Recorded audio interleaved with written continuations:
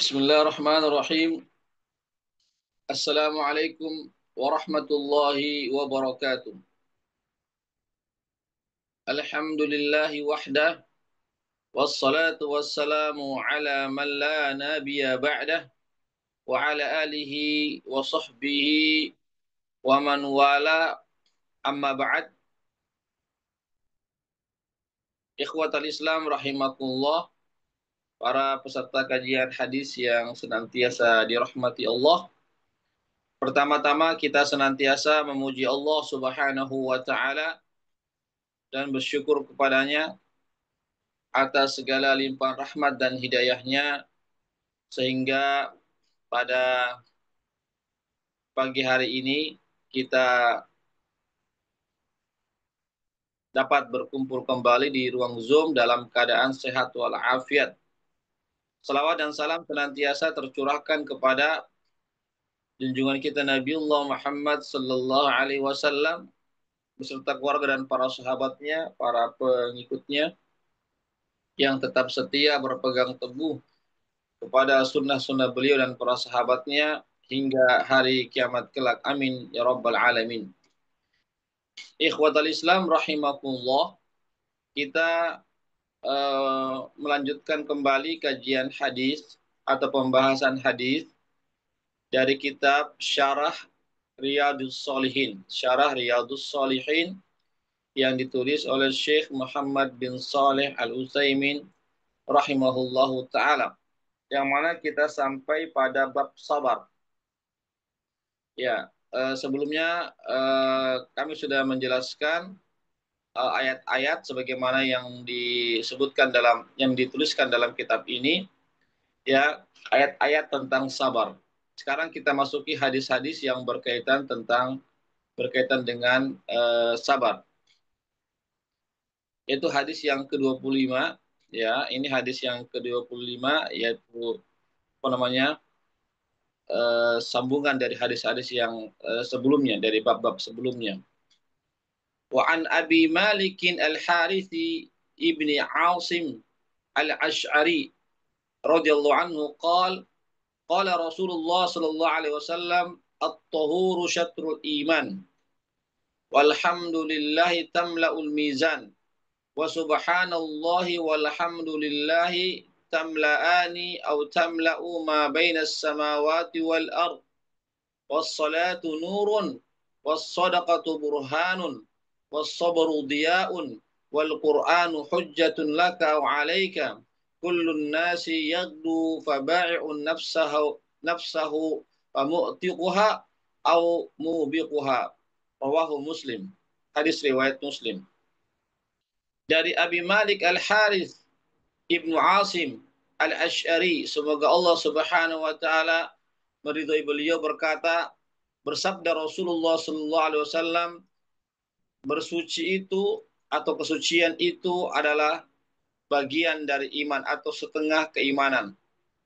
Walhamdulillah, dan ucapan alhamdulillah itu ya memenuhi timbangan amal pada hari akhirat. Wa subhanallah walhamdulillah tamla'ani ma bainas samawati wal ard, dan ucapan subhanallah dan alhamdulillah itu akan memenuhi apa yang ada di antara langit dan bumi. Was-salatu nurun, salat itu adalah cahaya. Was-sadaqatu burhanun, dan sedekah itu adalah bukti.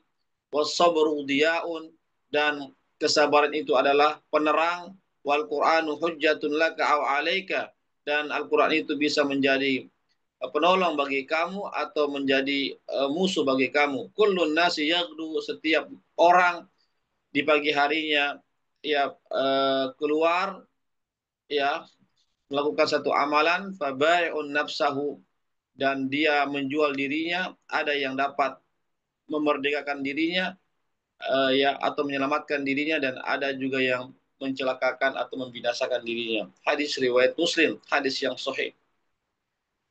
Ikhwatal Islam, a'azakumullah. Ya, jadi hadis ini jelas, ya, meskipun kami akan jelaskan sebagaimana yang disebutkan dalam kitab ini. Bahwasanya kita mulai dari awalnya, yaitu at-tahuru syatrul iman. Bersuci itu atau kesucian itu adalah bagian daripada iman atau setengah iman. Maksudnya bersuci dari najis, ya, bersuci dari hadas, ya. Sebagaimana kalau kita ingin melaksanakan sholat, maka harus bersih daripada atau suci daripada najis dan hadas. Ya, artinya kita harus, seandainya ada najis, kita harus bersihkan, hilangkan.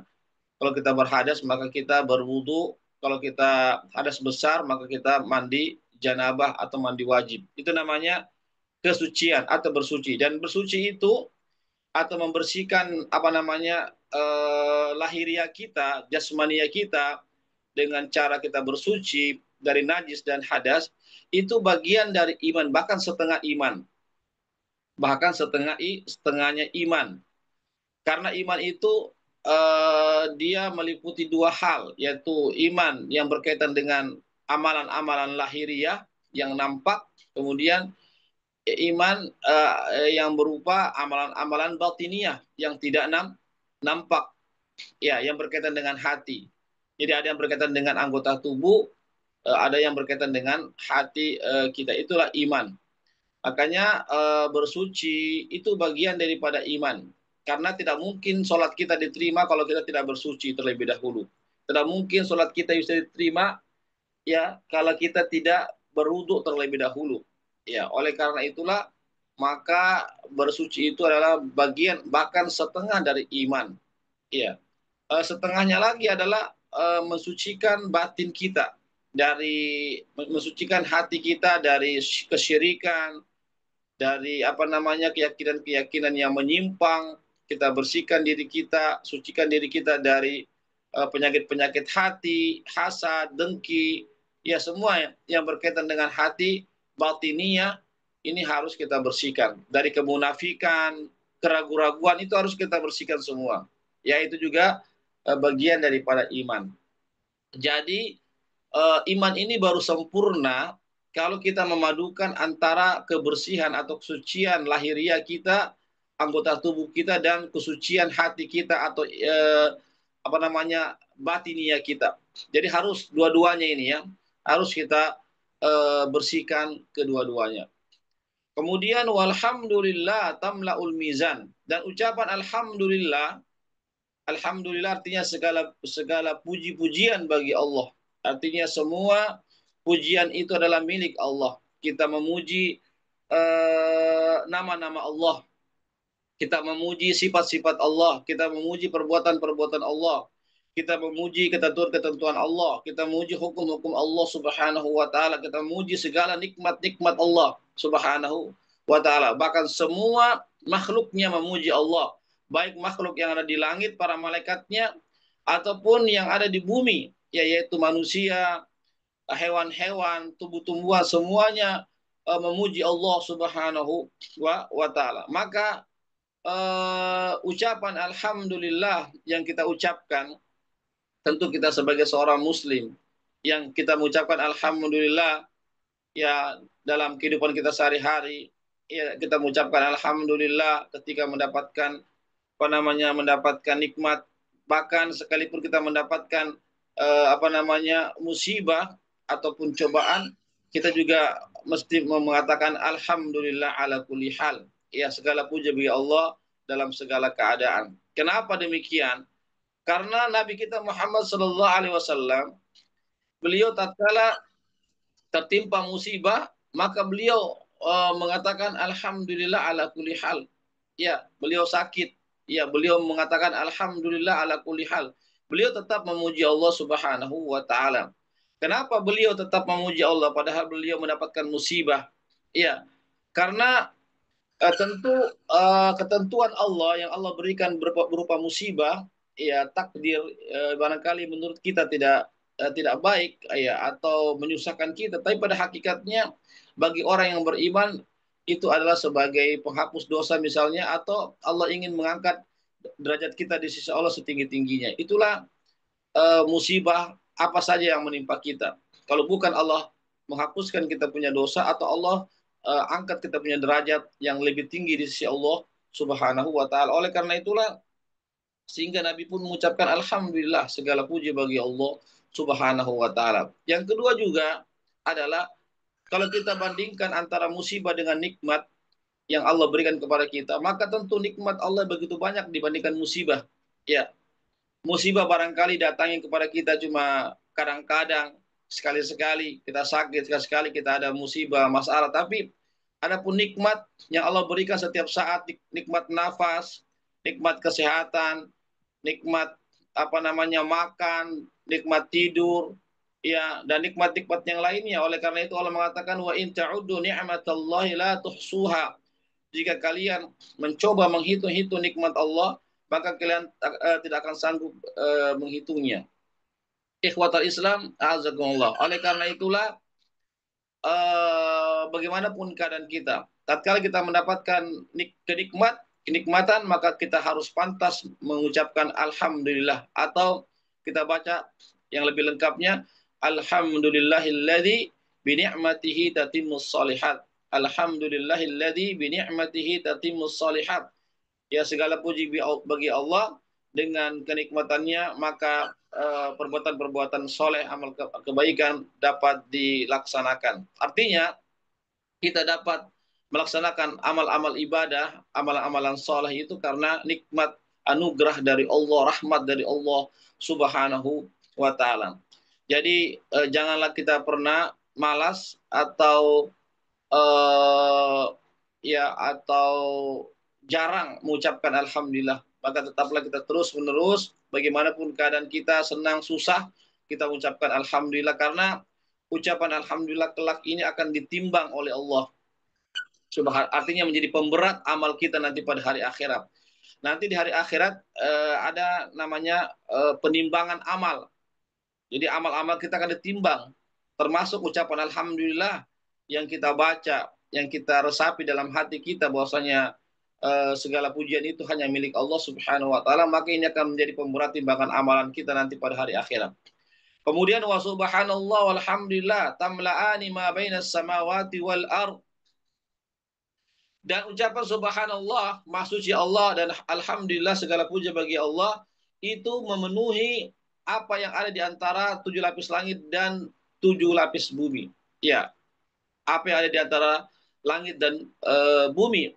Artinya semua makhluk-makhluknya yang ada di langit, yang ada di bumi, ya, baik malaikat ataupun manusia, ya, kecuali orang-orang kafir, ya, yang tidak mau memuji Allah, yang tidak mau bertasbih kepada Allah. Adapun ikan-ikan yang ada di laut, burung-burung yang berterbangan, hewan-hewan yang melata, kemudian tumbuh-tumbuhan, semuanya bertasbih dan memuji Allah Subhanahu wa taala. Akan tetapi kita tidak mengetahui tasbih-tasbih mereka, tidak mengetahui pujian-pujian mereka, kita tidak mendengarkan suara-suara atau apa yang mereka ucapkan. Ya, tapi mereka semuanya adalah bertasbih kepada Allah Subhanahu wa taala, ya. Hanya Allah Subhanahu wa taala yang Maha mengetahui bagaimana makhluk-makhluk Allah lainnya itu bertasbih dan memuji Allah Subhanahu wa taala. Ya. Jadi subhanallah ini adalah mensucikan Allah. Artinya kita mensucikan Allah, artinya maha suci Allah. Ya. Tatkala kita mengatakan subhanallah, berarti kita, ya, artinya mengakui bahwasanya Allah itu maha suci. Kita menyatakan bahwasanya Allah itu maha suci. Ya, maha suci apa? Allah dari segala kekurangan-kekurangan, baik dalam penciptaannya, baik dalam hukum-hukumnya, baik dalam nama-nama dan sifat-sifatnya, baik dalam ketentuan-ketentuannya ataupun yang lain-lainnya. Allah itu maha suci dari segala kekurangan, dari segala celah, ya, dari segala apa namanya, dari segala aib-aib, ya. Semuanya hukum-hukum Allah sempurna, tidak ada yang kurang. Ciptaan Allah, nikmat Allah subhanahu itu namanya. Dan Allah juga, kita bertasbih kepada Allah, maha suci Allah juga. Yang paling penting adalah kita menyatakan, mengakui dan meyakini bahwasanya Allah itu tidak memiliki sembahan-sembahan selain Allah. Tidak ada sembahan sekutu-sekutu bagi Allah. Allah tidak memiliki anak dan Allah juga tidak diperanakkan. Allah itu esa, tunggal, satu-satunya zat yang harus kita sembah, yang harus kita ibadahi dengan penuh kecintaan, ketundukan, pengharapan, dan rasa takut kepada Allah Subhanahu wa taala. Kemudian alhamdulillah yaitu kita memuji Allah Subhanahu wa taala, ya, yaitu kita menyatakan bahwasanya Allah yang menciptakan kita, Allah yang memberikan hidayah kepada kita, Allah yang memberikan nikmat kepada kita, dan Allah juga yang mempersiapkan kepada kita pahala-pahala, ganjaran-ganjaran bagi orang-orang yang mentaati Allah Subhanahu wa taala. Ya, alhamdulillah juga sebagaimana yang sudah tadi saya jelaskan pada penjelasan sebelumnya. Ya, wassalatu nurun, dan salat itu adalah cahaya. Ya, cahaya bagi badan kita, cahaya bagi wajah kita, cahaya nanti di apa namanya, dalam kehidupan kita, cahaya nanti di alam kubur, dan juga cahaya nanti pada hari akhirat. Yakin dan yakinlah ini sabda Rasulullah SAW. Ya, orang yang senantiasa menjaga sholatnya 5 waktu, ditambah lagi dengan sholat-sholat sunnah yang lainnya, orang yang betul-betul memperhatikan waktu-waktu sholatnya, memperhatikan rukun-rukun, wajib-wajib sholat, dan kekhusyuan sholatnya juga, insya Allah, maka sholatnya akan menerangi wajahnya. Wajahnya akan menjadi bercahaya, terang, perbuatannya akan terang, sehingga dia melangkah ke tempat-tempat yang baik, dia berucap dengan kata-kata yang baik, bertindak dengan perbuatan-perbuatan yang baik. Bahkan di alam kubur pun, ya, yang mana alam kubur ini ada dua, apakah dia gelap ataupun terang, maka sholat akan menerangi kubur orang yang senantiasa menjaga sholatnya selama dia hidup di dunia. Bahkan di hari akhirat, ya, sholat akan menjadi cahaya sehingga seseorang itu bisa mengetahui jalan yang lurus, jalan menuju surga Allah Subhanahu wa taala. Yang kedua, was-shadaqatu burhanun, dan sedekah itu adalah burhan. Burhan adalah bukti kecintaan kita kepada Allah, ya, kecintaan kita kepada ganjaran pahala dan ridho Allah Subhanahu wa taala. Ya, artinya kalau kita betul-betul mencintai Allah, maka apa buktinya? Buktinya lah kita bersedekah, kita infakkan harta kita di jalan Allah kepada fakir miskin, kepada orang-orang yang butuh bantuan, kepada tempat-tempat sosial, pembangunan masjid dan yang lainnya. Kita bantu dakwah, bantu pendidikan yang butuhkan pendidikan. Itu bukti kita, bukti keimanan kita kepada Allah, bukti kecintaan kita kepada Allah Subhanahu wa taala. Kenapa? Tentu manusia pasti mencintai namanya hartanya, mencintai uangnya, karena dia sudah mencari dengan penuh susah payah, peras keringat, banting tulang, waktunya tersita, ya. Semua orang pasti suka kepada harta, kepada namanya kenikmatan dunia. Tetapi kita sebagai seorang muslim, ya, kita memiliki namanya kewajiban. Ya, kita memiliki tanggung jawab. Itu apa? Dari harta-harta kita ada kewajiban yang harus kita keluarkan untuk fakir miskin, untuk anak-anak yatim yang miskin, untuk pendidikan dan dakwah dan yang lainnya. Itu harus ada hak-haknya semua. Makanya harus kita keluarkan dari harta-harta yang kita miliki. Baru kita dikatakan sebagai orang yang terbukti beriman dan cinta kepada Allah Subhanahu wa taala. Yang kedua, wasabrul diya, dan kesabaran ini adalah penerang, ya. Ya, bukan kalau sholat adalah cahaya, kalau sabar itu penerang. Artinya penerang itu pasti biasanya penerang itu ada, atau sinar, ya, sinar, ya, lebih tepatnya sinar. Ya, sabar itu adalah sinar. Ya, inilah pembahasan kita tentang kesabaran dalam bab ini. Ya, kenapa kesabaran ini kata Nabi adalah sinar, ya, bukan cahaya. Beda dengan cahaya. Kalau cahaya itu tidak ada sinarnya, tidak ada panasnya. Kalau sinar itu, anggaplah sinar matahari, itu ada cahaya dan panas. Ya, begitu. Kalau bulan itu cuma ada cahaya, tidak ada panasnya. Begitulah kesabaran.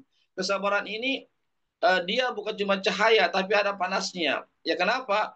Ya, karena kesabaran ini kan, misalnya seseorang terkena musibah, tentu orang tidak ada yang mau terkena musibah, kan?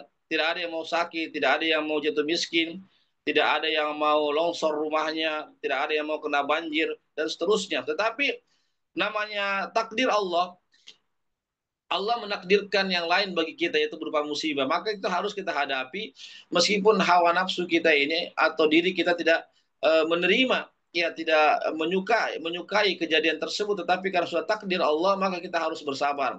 Kita harus menerima takdir Allah, yaitu kita berbaik sangka bahwasanya ini pasti ada hikmahnya. Karena tidak mungkin ada satu kejadian yang terjadi di muka bumi ini melainkan ada hikmah dari Allah Subhanahu wa taala.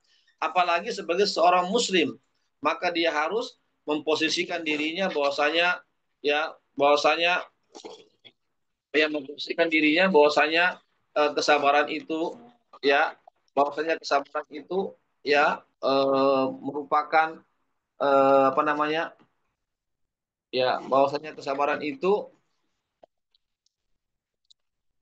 penerang atau cahaya bukan cahaya, lebih tepatnya ya lebih lebih tepatnya dia adalah sinar ya yang ada panasnya, artinya tetap kita harus bersabar ya dalam beribadah kepada Allah. Barangkali kita capek misalnya, tetap kita harus sholat, datang ke masjid ya. Yang laki-laki kita harus menuntut ilmu. Barangkali kita ingin istirahat, ingin jalan-jalan, tapi kita harus belajar, membaca, ya mendengarkan ceramah-ceramah misalnya, taklim dan seterusnya. Itu sudah butuh kesabaran.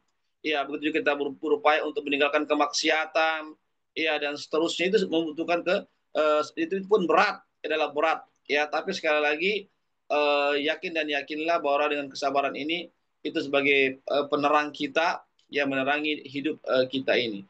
Yang kedua, wal Qur'anu, yang berikutnya wal Qur'anu hujjatun laka au alaika. Quran itu bisa menjadi penolong bagi kita atau musuh bagi kita. Nauzubillah. Ya. Tentu kita menginginkan Al-Quran kelak nanti di hari akhirat sebagai penolong kita yang akan memberikan syafaat pertolongan kepada kita di hadapan Allah. Benar. Ya, disebutkan dalam hadis yang lain bahwasanya Al-Qur'anu yashfa' li sahibihi, kata Nabi. Al-Qur'an itu akan memberikan pertolongan kepada orang yang senantiasa membacanya, yang senantiasa mempelajari Al-Qur'an, ya, mengamalkan Al-Qur'an. Ya, maka Al-Qur'an akan berhujjah di hadapan Allah, akan menolong kita karena kita telah memperhatikan Al-Qur'an selama kita hidup di dunia ini. Oleh karena itu, marilah kita senantiasa membaca Al-Qur'an, marilah kita senantiasa mempelajari Al-Quran, senantiasa kita mengamalkan Al-Quran dan juga mengajarkan ataupun kita menyampaikan Al-Quran tentu sesuai dengan kemampuan ilmu yang kita miliki. Ya, sebaliknya Al-Quran itu bisa menjadi musuh bagi kita kalau kita meninggalkan Al-Quran. Kalau seseorang muslim itu tidak mau mengamalkan Al-Quran, tidak mau membaca Al-Quran, tidak mau mempelajari Al-Quran, dia cuek, dia sia-siakan Al-Quran. Ya, na'udzubillah, maka Al-Quran pun akan meninggalkan dia pada hari akhirat. Al-Quran pun nanti tidak akan memberikan syafaat kepada dia. Na'udzubillahi min zalim. Kemudian kullun nasi yagdu faba'u nafsahu famu'tiquha au mubiquha. Nah, ini penggalan hadis yang terakhir. Ya, setiap manusia itu ya di pagi harinya dia berangkat keluar dari rumahnya beraktivitas, namun di antara mereka ada yang menyelamatkan dirinya, ada yang membinasakan dirinya. Apa maksudnya menyelamatkan dirinya? Yaitu dia gunakan anggota tubuhnya, pikiran dia, langkah-langkah kakinya, lisannya, kemudian matanya, kakinya, tangannya, dia gunakan untuk beribadah kepada Allah Subhanahu wa taala. Ya, meskipun dia sibuk dalam beraktivitas mencari kehidupan dunia, tetapi dia tetap mentaati rambu-rambu Allah, tidak menghalalkan segala cara, tidak mengambil hak-hak orang lain.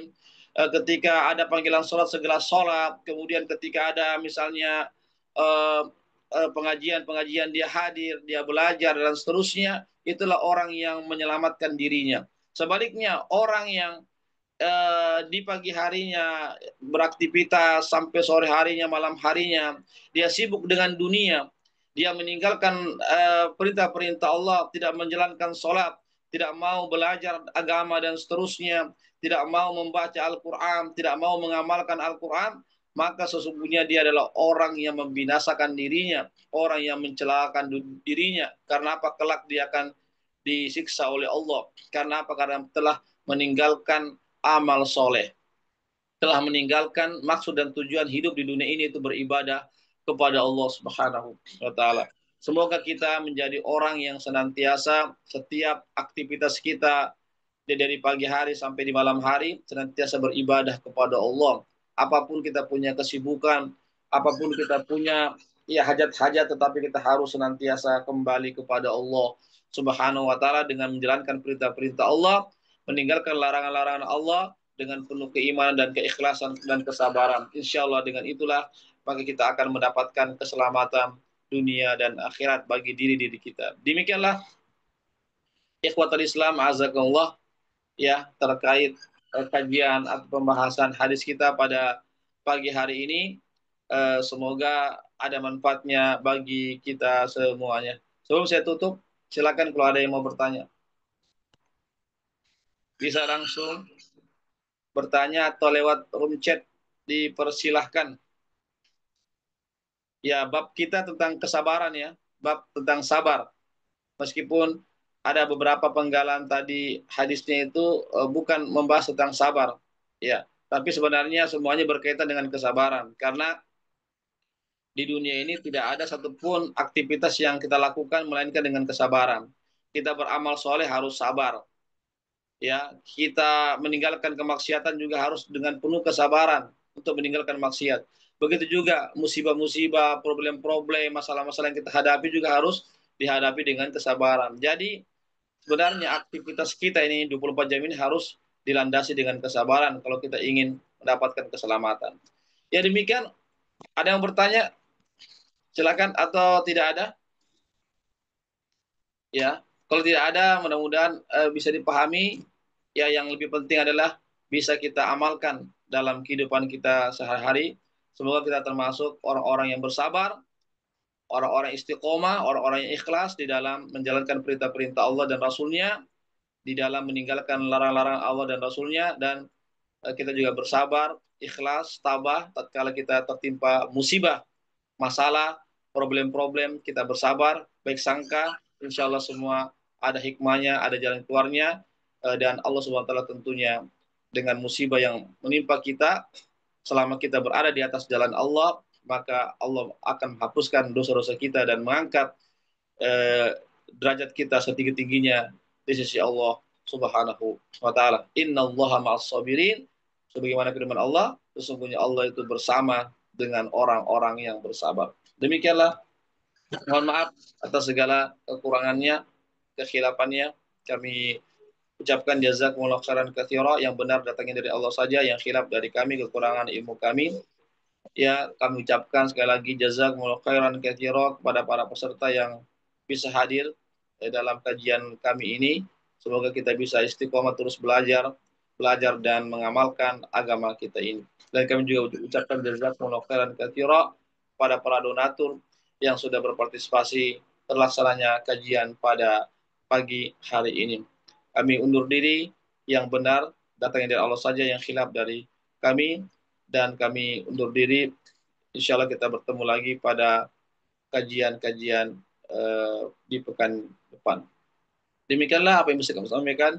Kami ucapkan dengan membaca doa penutup majelis. Subhanakallahumma wa bihamdik. Asyhadu an la ilaha illa anta astaghfiruka wa atubu ilaik. Wassalamualaikum warahmatullahi wabarakatuh.